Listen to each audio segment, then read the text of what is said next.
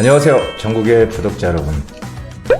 부동산 DJ 한정훈 인사드립니다. 네, 여러분 안녕하세요. 한솔입니다.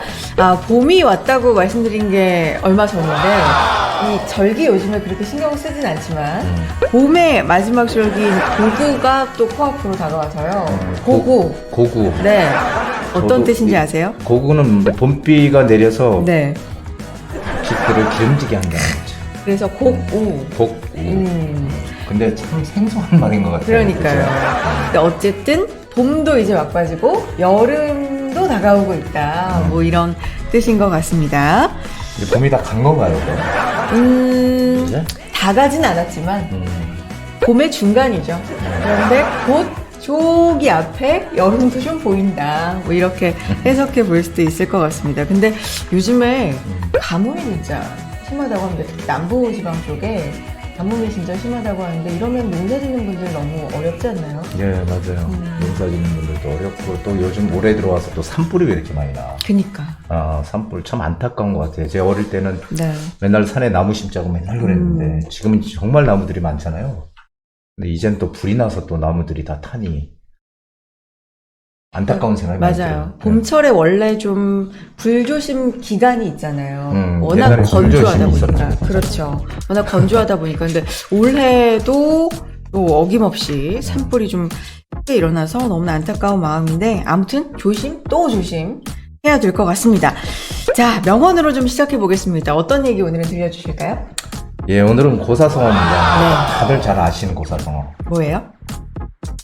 정신일도 하사불성. 이거 약간 이런 식으로 정신일도 정신일도 하사불성. 하사불성. 그러니까요. 좀 많이는 들어봤는데 정확하게 어떤 뜻이에요? 정신을 한 곳에 모으면 이루지 못할 일이 없다. 이런 얘기죠. 네.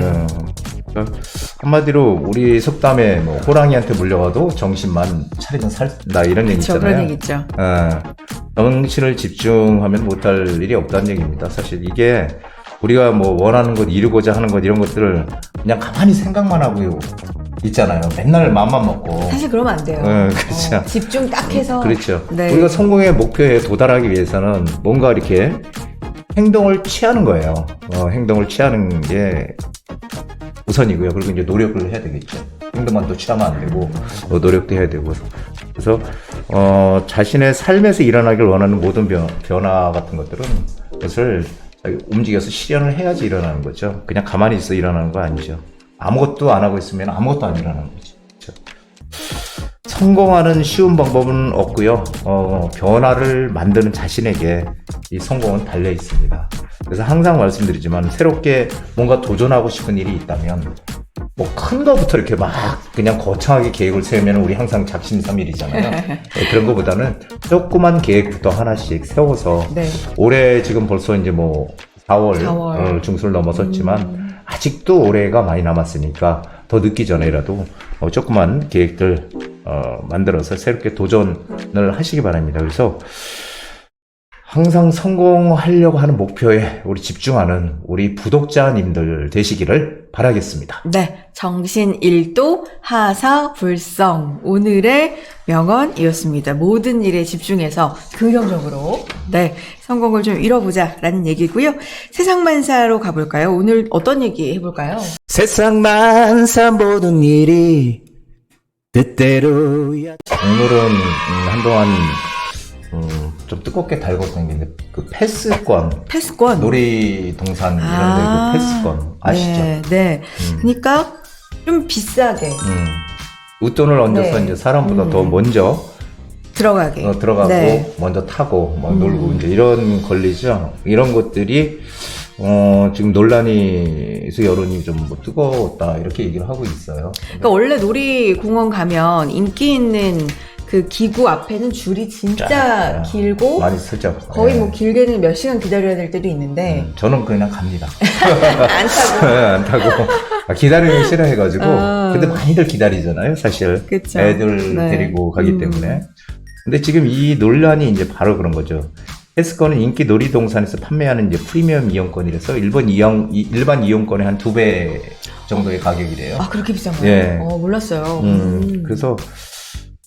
그래서 지금 이 이용권을 끄는 고객은 대기 줄을 우회해서 이제 먼저 들어가는 거죠. 놀이기구를 이용할 수 있게끔. 그래서 이게 패스권 판매가 이제 평등권에 위배가 된다. 이런 얘기들. 그러니까 요즘은 예전에 우리가 생각 못했던 얘기들이 참 많이 나오는 것 같아요. 네. 그래서 헌법이 보장하는 평등권을 침해한 상품이라는 주장, 그리고 기업의 이윤활동, 자유로운 경제활동을 침해한다. 이래서 서로 이제 뭐 갑론을박을 하고 있다고 해요. 근데 어떻게 생각하세요? 이 우리가 자본주의 사회에서 이 돈으로 시간을 사는 개념이잖아요. 줄 서서 오래 기다리는 그 시간을 돈으로 사서 좀 더 빨리 내 시간을 활용할 수 있게끔 어떤 게 정답일까요? 그러니까 항상 부디가 이 시간에 가지고 오신 문제는 참 한 가지 답을 내기에 좀 어려운 어렵죠. 문제들을 많이 말씀해 주시는 것 같은데 사실 그런 것 같아요. 정당하게 돈을 내고 시간을 사서 좀 더 빨리 들어간다? 뭐 그럴 수도 있지만 이게 또 한편으로는 줄 서 있는 아이들이 엄마 나도 빨리 들어가고 싶은데 왜 저 아이는 빨리 들어가? 뭐 이렇게 말했을 때 또 어떻게 말해줄 수 있을까에 대해서는 또 한번 생각해 봐야 되고 답이 어려워요. 그러니까 이런 것들이 사실 어떻게 보면 이제 사회적 갈등을 또 유발할 수 있는 그런 논의 중에 하나인데요. 네. 사실 우리가 보면은 뭐 어떤 부잣집에서 가정부를 써서 뭐 요리하고 빨래하고 청소를 돈을 주고 시키는 것은 결국은 이제 그 시간에 동안에 자기의 돈으로 자기 시간을 버는 거잖아요. 네. 그래서 다른 이제 다른 이제 사적인 일을 한다든지. 근데 뭐 마찬가지죠. 뭐 식기세척기나 건조기, 스타일러 이런 것들도 결국은 시간을 돈으로 사는 네. 거죠. 예, 그래서 사실 자본주의 사회에서는 이것이 뭐 문제다 이렇게 얘기할 수 있는 상황은 아닌 것 같고요. 그리고 경제학적인 관점에서 보더라도 이것은 뭐 어긋나는 건 아니다라는 생각이 드는데 이제 그런 얘기들을 많이 해요. 한마디로 우리 애들이 네. 저 사람들 왜 저렇게 그냥 가? 우리 기다리고 있는데 이런 것들 그쵸. 좀 불합리하다 이런 얘기들을 하는 것 같아요. 그래서 돈이 있는 사람 없는 사람들을 아이들이 이제 이렇게 보게 된다는 거죠. 그런 관점을. 그래서 조금 오히려 안 좋지 않느냐 이런 논의도 상당히 많은 것 같아요. 그래서 사실은 저는 이런 것들을 이렇게 보면서 정답은 없다. 뭐든지 정답은 없는 것 같아요. 뭔가 안을 만들어가는 게 우리 민주주의 사회에서 맞는 건데 저는 그 논란 중에 애들이 그것을 보니까 뭐 가슴이 아프다 이렇게 부모님들이 얘기를 하는데 저는 거기에 대해서는 좀 이런 말씀을 드리고 싶어요. 우리 아이들한테 이 자본주의 불합리성 이런 것들 우리 자식들이 안 봤으면 하는 이제 그런 생각을 하지 마시고 환경과 차이를 받아들이고 그리고 극복하고 이걸 노력하게 해야 되고요. 그리고 훨씬 더 노력하게 되면 넌 더 많이 가질 수 있다. 이런 생각을 심어줘야 되는 게 아닌가. 이런 것들을 가르쳐 주는 게 이제 부모님의 역할이 아닌가 생각이 돼서요.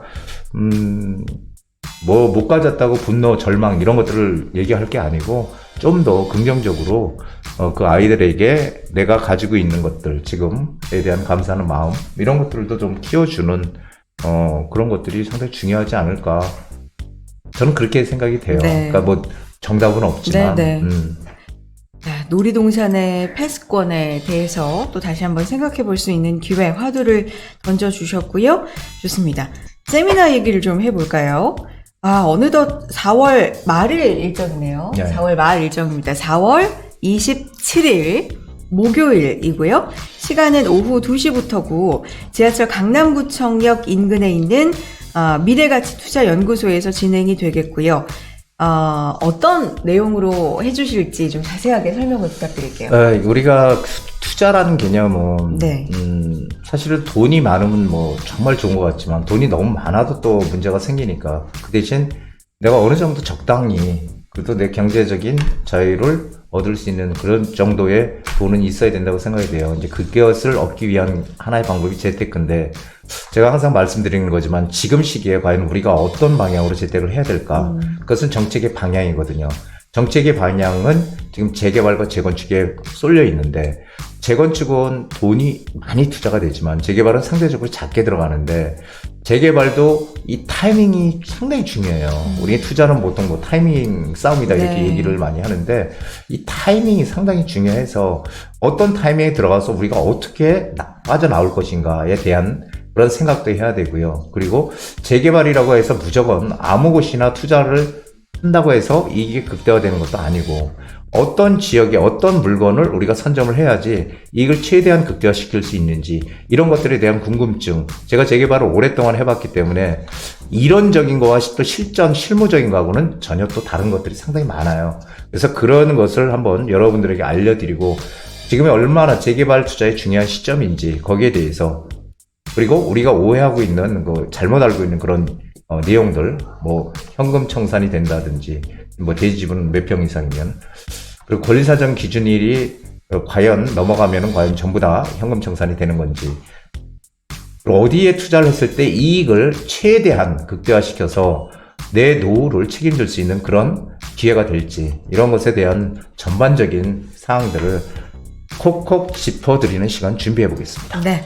재개발, 재건축에 대해서 말씀해 주신 것처럼 궁금하신 점들이 세부적으로 좀 많으실 것 같은데, 이 세미나 통해서 궁금증도 해결해 보시는 시간 가져보셨으면 좋겠고요. 4월 27일 목요일 시간은 오후 2시부터고 지하철 강남구청역 인근에 있는 미래가치투자연구소에서 진행이 되는 세미나입니다. 재개발은 타이밍 싸움, 투자 시기와 포인트 잡는 비법에 대해서 주제로 말씀을 드릴 예정이고요. 전화 통해서 신청해 주시고 문자 보내주시고 네이버 폼 통해서도 신청해 주셔도 좋습니다. 편하신 방법으로 신청해 주시기 바랍니다. 자, 여러분의 부동산 고민 해결해 드리겠습니다. 부동산 고민 타파 시작해 보겠습니다. 네이버 폼을 통해서 상담을 남기는 방법을 말씀해 드리도록 하겠습니다. 자, 먼저 부동산 DJ 채널에 들어가신 다음에요. 아무 영상이나 다 열시면 되는데 이렇게 영상을 클릭하신 다음에 밑에 보시면은 더보기란이 있죠? 댓글에 더보기란을 누르신 다음에 여기 아래 보시면 편리한 네이버 폼 글문이라는 데가 있습니다. 이걸 누르셔서 들어가시면 이렇게 상담을 하실 수 있는 폼이 있으시니까 여기에 전화번호를 적으시고 그리고 간단한 내용, 상담 내용을 적으시면 편하게 상담을 하실 수가 있습니다. 네, 부디의 부동산 고민 타파 시작해 봅니다. 이 시간 여러분께서 부동산에 대해서 궁금한 점이나 고민이 있으시면 연락해 주시면 되는데요. 전화 주시고 문자 주시고 네이버 폼도 활용해 주시기 바랍니다. 첫 번째 우리 구독자분 연결돼 있는데요. 만나볼게요. 여보세요? 네, 안녕하세요. 안녕하세요. 네. 이 시간 네. 상담 도와드릴게요. 어떤 점이 궁금하실까요? 네, 저 부디 방송 잘 보고 있는 시청자인데요. 네. 작년에 투자를 생각하다가 네. 경기가 너무 안 좋아서 생각을 좀 미루고 있었는데요. 네. 네, 요새 경기가 좀 살아나는 것 같아가지고 투자를 생각 중인데, 부디 말대로 서울에 투자하는 게 나을 것 같아서 알아보다가, 이번에 장이 14구역에 전세 끼고 투자할 수 있는 빌라가 나와서 관심 있게 지켜보고 있는 중인데, 네. 이곳에 투자하면 괜찮을지 궁금해서요. 장위 14구역에 전세가를 활용해서 이제 투자를 하고 싶다 이런 말씀이시죠? 네. 네. 혹시 투자 금액은 어느 정도 생각하실까요?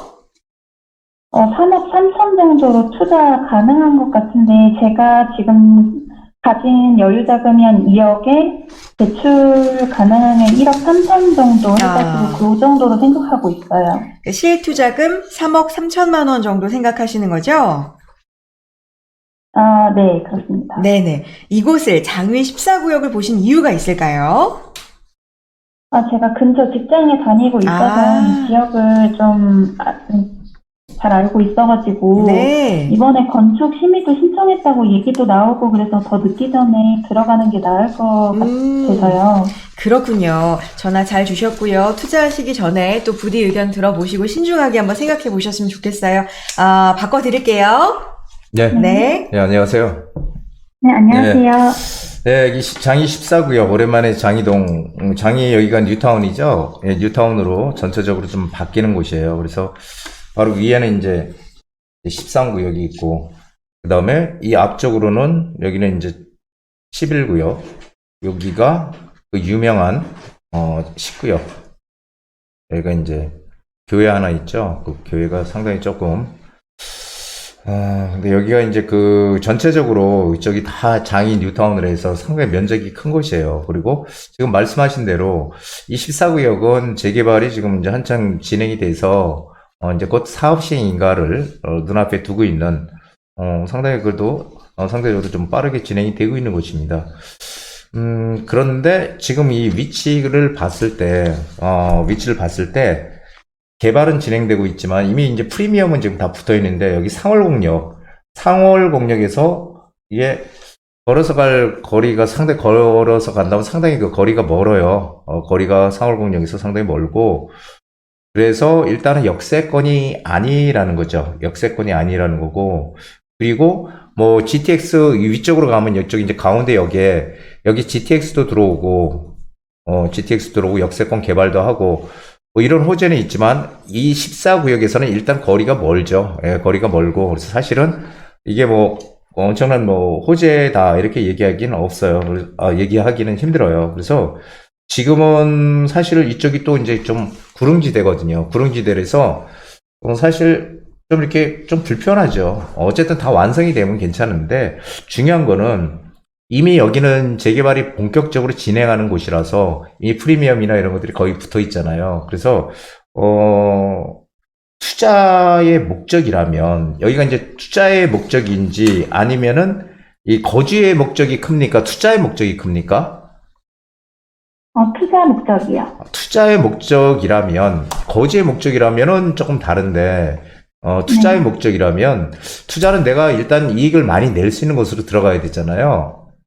네. 예, 그러면 지금 일단 아까 조금 전에 말씀하신 게 한 2억 정도 투자금 가지고 있는 한 2억 정도고 대출을 또 뭐 한 1억 얼마 받는다고 그렇게 얘기하신 거잖아요. 그렇죠? 네. 예, 네. 근데 일단 2억 정도 투자금이 있다면 저는 여기 이미 우리가 재개발에 투자해서 이익을 내는 첫 번째 가장 원칙은 아직 개발이 이렇게 확정이 되지 않거나 개발이 이제 뭐 확정이 됐더라도 이제 초기 단계로 시작을 한다거나 뭔가 이런 쪽으로 들어가야 되거든요.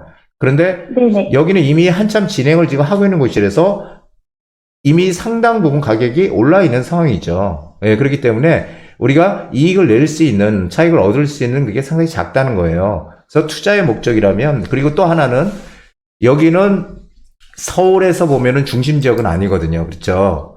예, 중심 지역은 아니에요, 여기가. 노원구니까.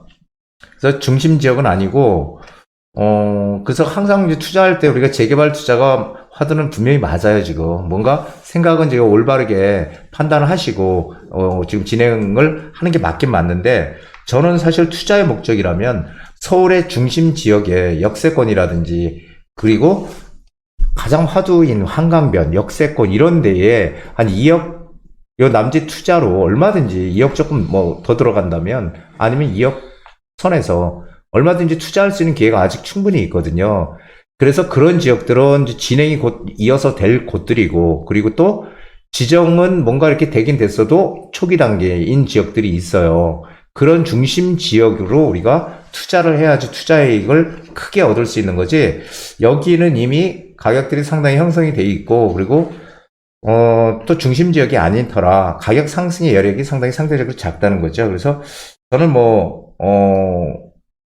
만약에 정말 투자의 목적이 크다면, 그리고 여긴 또 역세권도 아니잖아요. 그래서 투자의 목적이 크다면 역세권에 있는 중심 지역들, 그리고 중심지의 한강변에 이런 빌라 이런 쪽으로 방향을 빨리 바꾸셔서 그쪽으로 들어가시는 게 지금 내가 이익을 최대한 극대화할 수 있는 최상의 선택이라 이렇게 좀 정리를 해드리고 싶어요. 그러니까 방향을 한번 좀 바꿔보세요.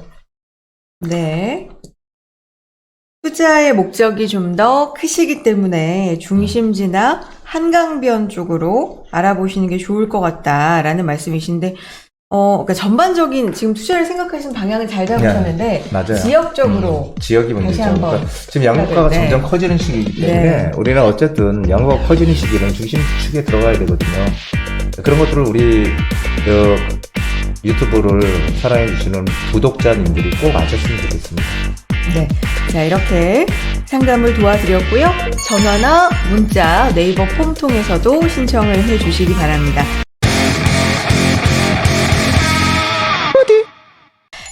사연이 들어와 있어가지고 요것도 한번 보고 상담 도와드려 보겠습니다. 안녕하세요, 대표님. 세종시에 있는 집 문제로 고민이 많아서 이렇게 사연을 보냅니다. 직업이 공무원이라 세종시로 출퇴근을 하다가 너무 힘들어서 5년 전에 세종시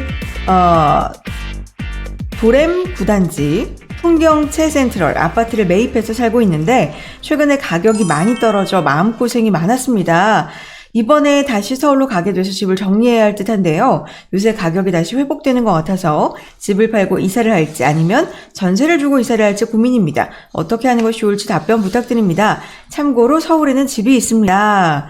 라고 해주셨는데 그러니까 직장은 세종시이신 건데 네. 서울에서 출퇴근을 아마 하셨던 모양이에요. 근데 이제 너무 힘드니까, 힘들죠. 그러니까요. 세종시까지. 너무 힘드니까 아파트를 매입해서 살고 계셨는데 가격이 떨어져서 마음고생을 많이 하셨다가 또 최근에는 조금 가격이 회복되는 올라오게 돼서 어떻게 할지 지금 고민이신 것 같은데요. 사실 한때 서세원이라는 말도 있지 않았어요? 서울의 맞아요. 한 채, 세종의 한 채. 사실 딱 이분이 서세훈 개그맨이. 그러니까 그게 이제 부동산 쪽에서 신조어가 하나 있었잖아요. 부동산 가격이 아니, 저보다 더 잘하시는 것 같아. 지금 보면. 부동산 가격이 한창 세종시도 굉장히 많이 오를 때 서울의 한 채, 뭐 세종의 한 채 이렇게 갖고 있으면 정말 뭐 부럽다 뭐 이런 뜻으로 서세원이라는 신조어도 있었는데 그때는 참 좋으셨을 것 같고 근데 한때 또 가격이 떨어져서 많이 고생을 하신 것 같은데 어떻게 하는 게 좋을까요? 네, 여기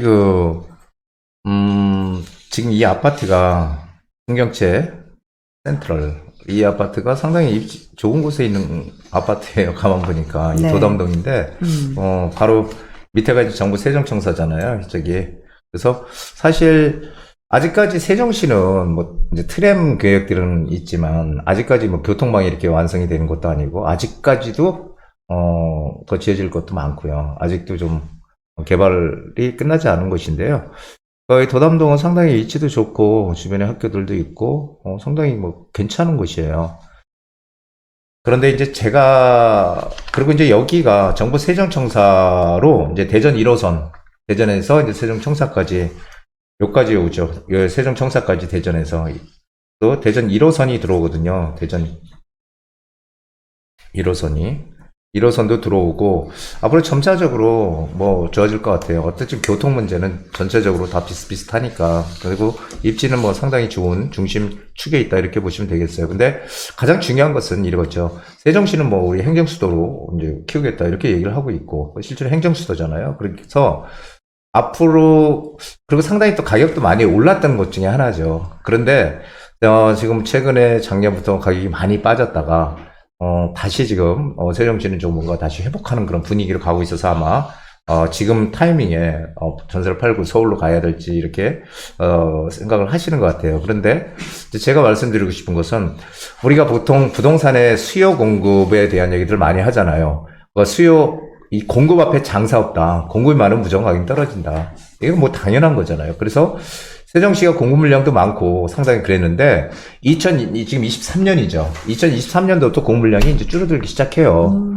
이제부터 세종시가 가격이 하락할 일은 별로 없다라는 거예요. 그리고 위치도 괜찮은 곳이고. 그러니까 이걸 매매를 지금 뭐 매도를 하고 가시는 게 아니고 제 생각은 전세를 주고 가세요. 네, 전세를 주고 지금보다 훨씬 더 가격이 지금도 올라오긴 했지만 더 올라갈 가능성이 크다. 거래량이 충분히 지금 회복할 거로 보여지고 충분한 가치가 있는 지역으로 생각이 돼요. 그래서 여기는 그냥 가지고 가시는 게 맞지. 지금 만약에 매도를 하게 되면 또 어느 시점인가 또 후회하는 날이 또 올 거거든요. 그래서 여기는 그냥 가지고 계시면은 아마 좋은 결과 내실 거라고 생각이 돼서 가지고 계시고, 서울로 가시라. 이렇게, 조언을 드리도록 하겠습니다. 네, 세종에서 일을 하시다가 이제 서울로 가시게 되는데 이 집을 어떻게 하고 갈까? 팔고 갈까? 아니면 전세를 주고 갈까? 고민이 많으셔서 연락을 주셨는데요. 부디 생각으로는 전세를 주고 가는 것이 좋을 것 같다. 네. 라는 결론이었습니다. 자, 세종시의 부동산에 대해서 그러면 저희가 좀 들어보고 싶은 생각이 들어서 음. 현지 부동산을 연결해서 한번 분위기를 전체적인 네, 분위기를 한번 들어보시죠. 들어보는 시간을 갖도록 하겠습니다.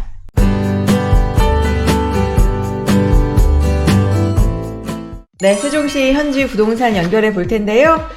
안녕하세요. 예, 안녕하세요. 네, 자기소개 좀 부탁드립니다. 세종다 저기 보람동에 있는 세종 삼천공인중개사 김종덕 소장이라고 합니다. 네, 김종덕 소장님, 오늘 전화 연결 네. 감사드리고요. 유튜브 채널도 운영 중이시라고요? 예, 운영하고 있습니다. 네, 세종 삼촌 공인중개사라고 제가 네, 말씀을 드리겠습니다. 운영 중이신데 저희 오늘 전화드린 이유가 세종시 전반적인 부동산 분위기가 어떤지를 좀 여쭤보고 싶어서 연결 부탁드렸거든요. 예, 네, 어떤가요, 현재 분위기가? 아파트 위주로 말씀드릴까요? 아니면 토지 위주로 말씀을 드릴까요? 아파트 위주로. 네, 일단 말씀해 주세요. 아파트 위주로 말씀해 주시면 좋을 것 같아요.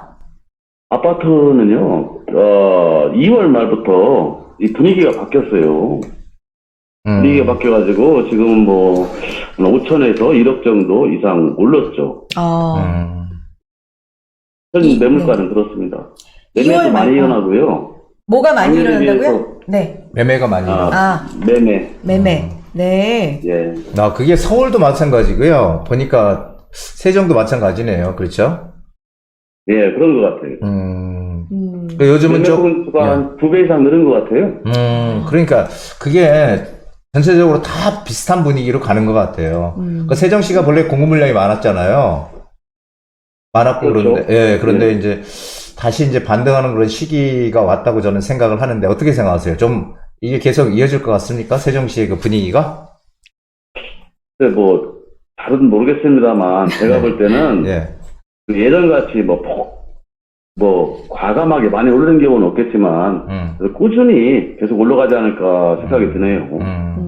저도 세종시는 예. 무주택자들이 많아요.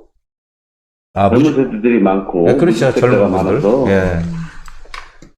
뭐 오른다고 생각을 하면, 뭐 구매 의사로 많이 들어왔으니까요. 그러면은 지금 만약에 세종에 관심이 있고 뭔가 이렇게 예. 세종시에 이거 들어갈까 말까 이렇게 고민을 하다 못 들어가신 분들이 많이 계시다면 지금 우리 소장님 그럼 지금 이렇게 들어와도 된다 이렇게 확신을 가지고 말씀을 하실 수 있을 것 같아요. 예, 저는 그렇게 생각을 합니다. 제가 작년부터 그렇게 얘기했거든요. 12월 달부터 이거 좀 바람이 이상하다 얘기를 했었거든요. 바람이 예.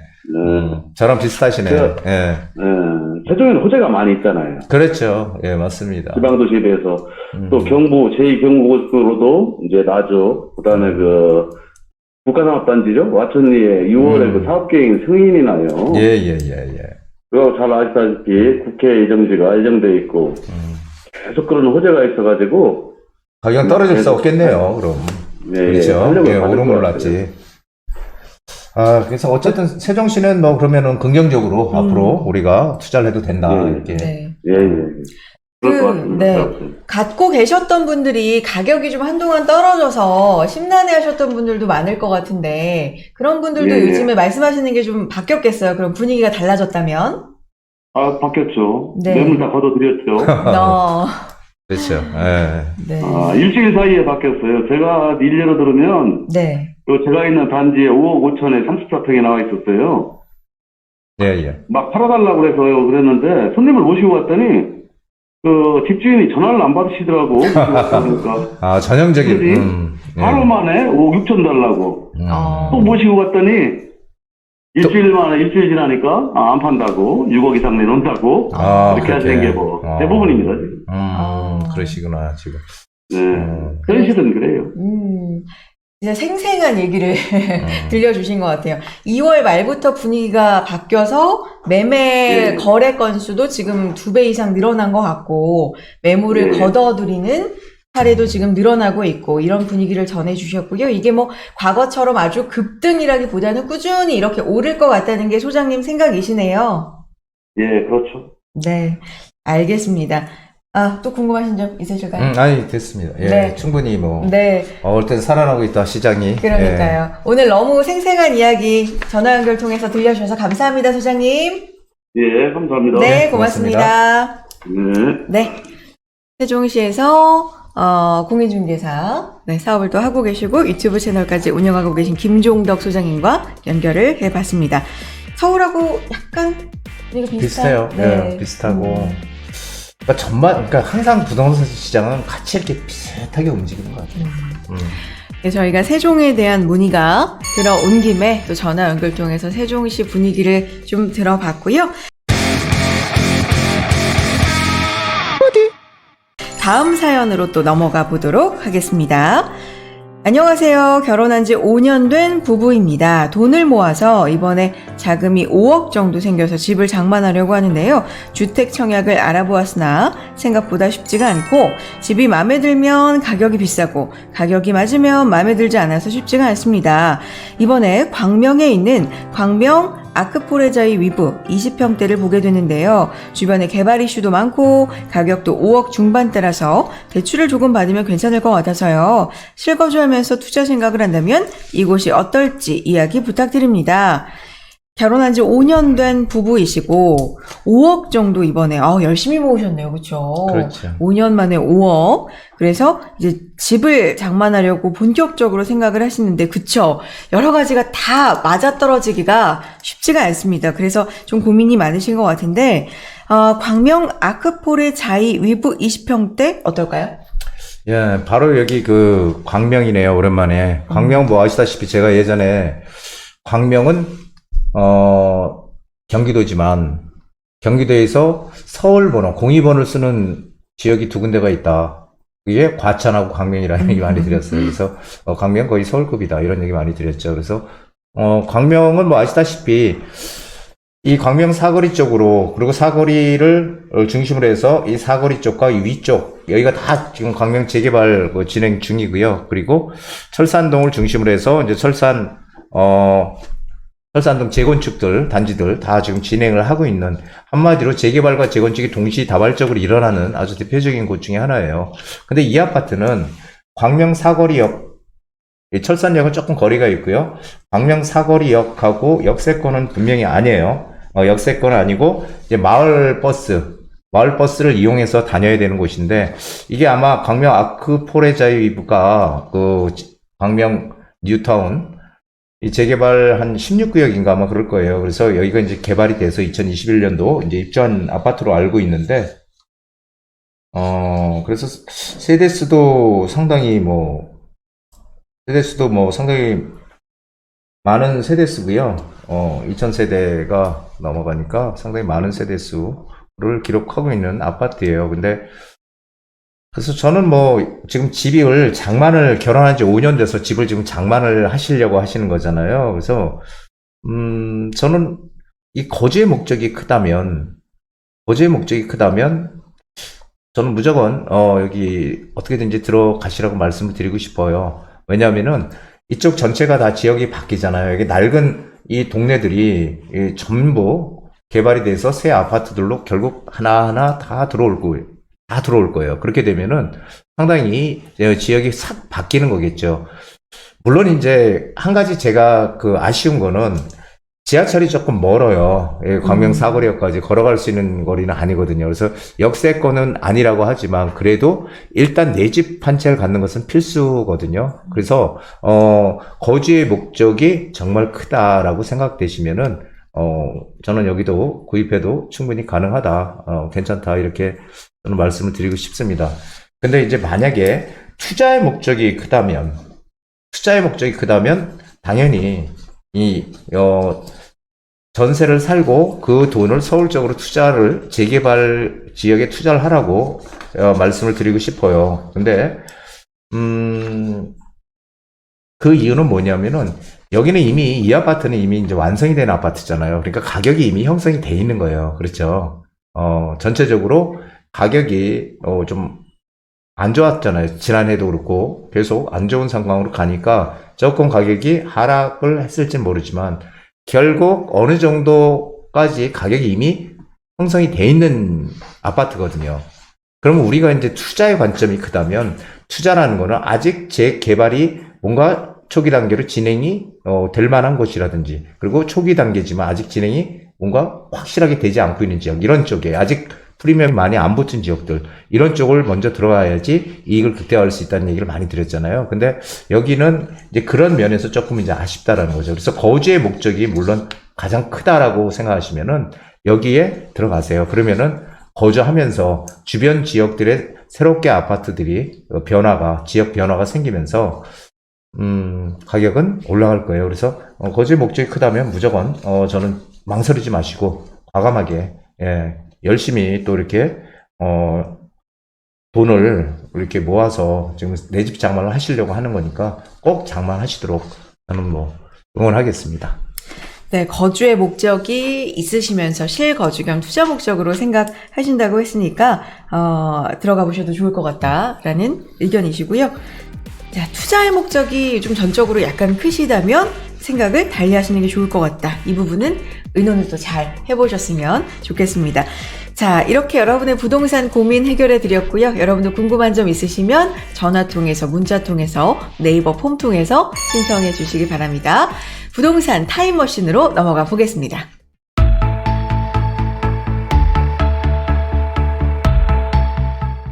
네, 부동산 타임머신 타러 함께 가보시죠. 오늘은 어디로 가볼까요? 자동차의 역사. 자동차의 역사 좋습니다.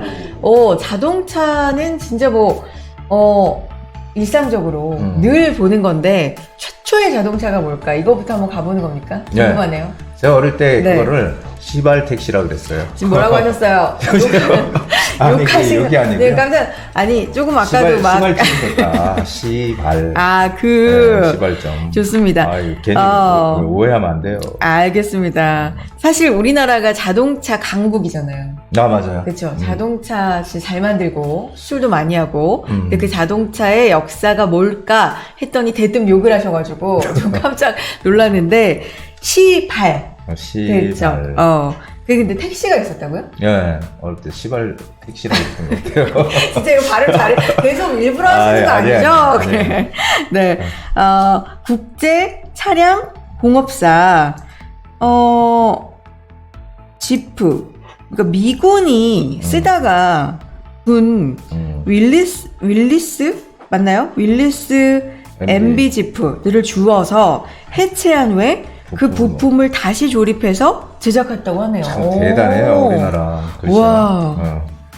그리고 차체는 드럼통을 가공해서 네. 새롭게 제작했는데 이게 우리나라 최초 자동차라고 합니다. 1955년이라고 하는데 우와. 와, 대단해요. 진짜. 우리나라. 기술력이 손재주랄까? 그렇죠. 이런 우리나라. 것과 머리도 진짜 좋은 것 같고요. 맞아요. 와. 우리나라 사람들 머리 좋은 거는 뭐 세계에서 인정하는 거죠. 그러니까 이게 진짜 약간 의미가 있는 게 미군이 쓰다가 놓은 것들을 주워서 해체한 후에 부품을 다시 모아서 조립을 해서 제작을 했는데 이제는 그 미국 사람들이 우리나라 차를 진짜 타고 싶어 하거든요. 그래요. 현대차도 그렇고. 맞아요. 타보고 싶은- 미국에서도 많이 네. 하니까. 얼마나 자랑스러운 일입니까? 그렇죠? 자, 그래서 이제 1962년으로 가보겠습니다. 박정희 정부 정책에 따라서 역사상 최초로 부평에 현대식 승용차 제조 공장에서 생산을 하는데요. 1962년에 새나라 자동차라고 하는데 이거 들어보셨어요? 들어봤던 것 같아요. 아, 진짜요? 네, 오. 새나라 자동차. 근데 이게 외환 보유고의 문제로 이제 문을 닫고 신진공업에 흡수가 됐다고 하는데 요거는 또 들어보셨나요? 신진공업? 아니요. 이때 근데 젊은이셨죠? 이때 되게 어리셨나요? 62년 후에?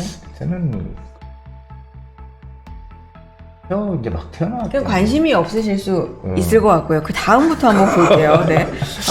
너무 어렸으면 관심이 없었을 수 있어요. 네. 좋아요. 그러고 나서 이 새나라 자동차를 보고 순수 국산 세단을 만들겠다. 이런 일념으로 제작을 했다고 하는데 그게 바로 신성호. 신성호 자동차요? 네. 우리 신 실장님 이름이 신성호. 이름이 그러니까 공교롭게 또 신 실장님 이름이랑 겹치는데 신성호라고 합니다. 신성호. 군용 지프를 바탕으로 외형은 두드려서 만든 수제품이라고 하고요. 근데 이게 그 앞서서 말씀드린 새나라 자동차에 비해서 가격이 2배로 뛰었다고 해요. 예.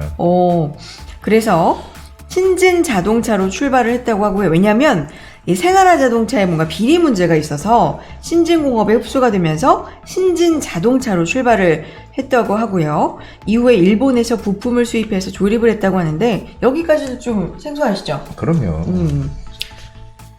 우리 신 실장님께서 공부를 또 열심히 하셔서 이렇게 우리에게 신성호 자동차. 그러니까요. 이때 이제 보이는 사진이 뭐냐면 코로나 1500, 토요타 퍼플리카, 크라운 이런 자동차가 좀 보이네요. 부품을 수입해서 조립했고 일부는 국산 제품을 사용했다고 하는데 근데 이 자동차 모양들이 진짜 요즘에 좀 뭐랄까 과거 자동차 모으는 분들 있거든요. 취미로. 그래요? 이렇게 각진 자동차 옛날 옛날 자동차. 옛날 네, 맞아요. 클래식카 네, 이런 클래식카들 것들 뭐 그 좋아. 모양인 것 같아요. 보면은 크라운 이것도 상당히 클래식카의 면모.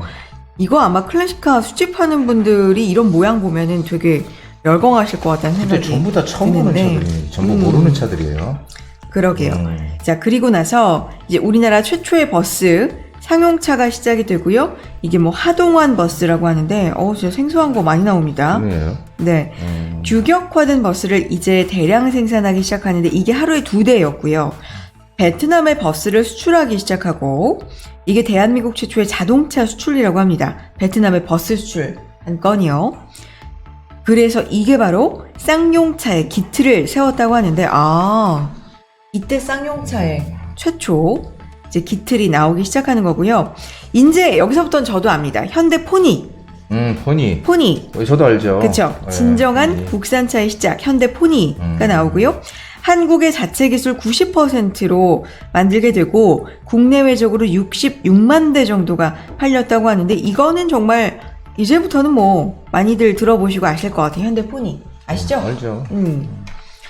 여기 지금 사진으로도 나오나요? 빨간 차가 빨간 차. 나오는데 네 여기 현대 포니라고 합니다. 이거 포니 2 아닙니까 이 사진은? 요건 포니 2입니까? 원인가 2?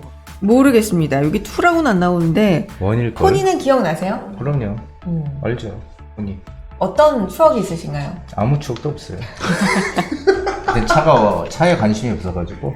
저희 집 차가 포니였습니다. 그래서 오. 기억이 납니다. 네네. 팀장님 네 차, 저희 집 포니 1이 있었거든요.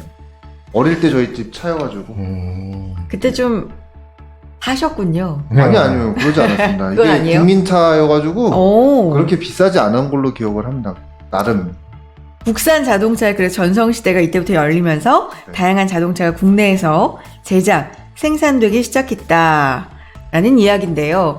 함께 하시는 여러분도 아마 저희가 지금 나누고 있는 얘기가 뭔가 정보가 트였어야 하는 부분도 있을 것 같고요. 또 여러분의 추억도 나름대로 있을 것 같은데 그런 부분이 있다면 댓글로 알려주시면 좋을 것 같습니다. 자, 자동차의 역사를 사실 좀 짧게 알아봤습니다. 원래는 더 길 텐데 좀 요약해서 알아봤는데 보시니까 어떠세요? 우리 자동차 산업은 상당히 경제 성장과 함께 상당히 급성장했죠. 그쵸. 그래서 우리나라 경제에서 많은 비중을 차지합니다. 그 자동차에 왜냐하면 들어가는 부품들 많잖아요. 예, 부품들. 그래서 협력업체도 많고 또 고용 인원도 상당히 많은 상당히 중요한 그런 산업입니다. 하지만 우리가 이 정말 그 어려웠던 시절에 이렇게 자동차를 우리의 힘으로 미국 같은 경우는 미국에서는 우리나라 못 만든다 이렇게 막 했던 시절이 있었어요. 예전에 만들 기술이 없다고 그걸 갖다가 악착같이 이렇게 끈기로 이 자동차를 만들어내는 나라가 우리나라입니다.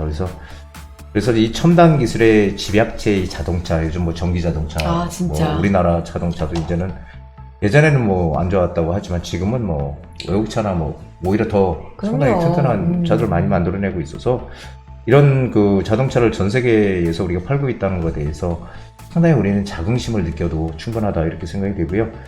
우리나라 자동차 산업은 처음에는 좀 미미한 건 사실이었지만 우수한 도전과 노력으로 지금의 이제 그런 결과물을 낳고 경제 성장에 일조를 해온 것도 사실이거든요. 그래서 지금 경제가 우리 사실 어렵다고들 많이 네. 하잖아요. 하지만 우리나라는 항상 어려울 때 힘을 합쳐서 똘똘 뭉쳐서 일어서는 그런 또 저력을 가지고 있는 민족이 우리 민족입니다. 그래서 저는 오늘 우리 차에 대해서 얘기를 하면서 긍정적인 사고 방식 그리고 이제 실천하는 행동력 이런 것들을 좀 우리 국민들이 여태도 그렇게 해왔지만 앞으로도 더 그런 생각들을 많이 가졌으면 좋겠다 이렇게 좀 마무리하고 싶습니다.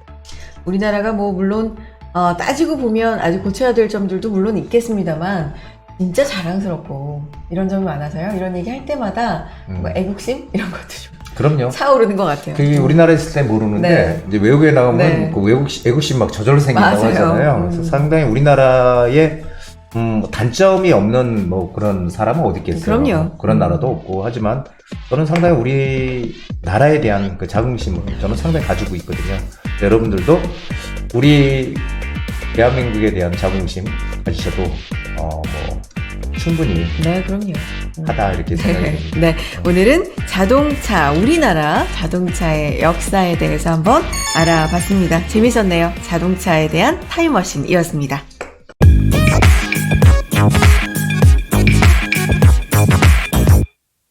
자, 한정훈의 부동산 DJ 이제 마칠 시간이네요. 자, 네. 여러분들 이제 따뜻한 여름이 다가왔습니다. 이제 몸들 좀 헬스도 많이 하셔야죠. 좀 건강미도 뽐내시고 좋은 시간들 많이 가지시기 바랍니다. 네, 봄날의 여유 주말 동안 잘 즐기시면서 보내보시고요. 저희는 다음 이 시간에도 돈 되는 정보, 알찬 정보 가지고 인사드리겠습니다. 여러분 모두 행복한 부자 부자 되세요. 되세요.